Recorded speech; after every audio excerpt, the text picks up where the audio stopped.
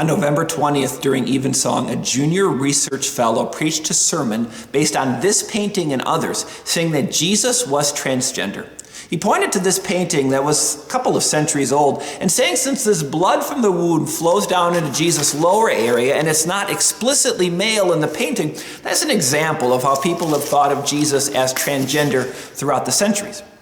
People shouted heresy during that particular sermon. Some people walked out. They sent letters to the dean. And the dean said of Cambridge University, that's fine.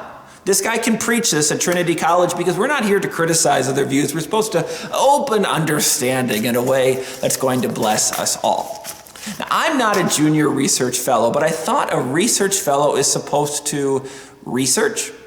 I thought that person is supposed to find the source, the primary source material. And if the best you can do is secondhand paintings from a guy 4 centuries dead who never said that, but you are going to take his research and corrupt it to fit your goals, isn't that journalistic integrity? Isn't that ridiculous? But that's our world, isn't it?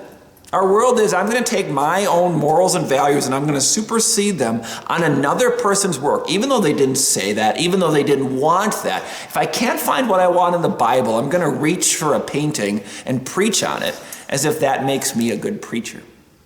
We live in a world that wants to change God's way to my way all day long. It just doesn't work. Psalm 4. I lie down and sleep in peace. For you alone, O Lord, make me dwell in safety. If we trust any other way but God's way, if we believe that we can be the masters of our own universe, well, you're going to be frustrated. Because you're always going to have to keep changing things to make it. You're never going to be satisfied. There's always going to be something else to adapt. But if you lie down and sleep in peace because the Lord grants it, if you say, I'm not in control, but I'm going to trust you and your word and not try to filter your word or interpretations of it to fit me, I'm going to dwell in your safety, Lord. There's comfort.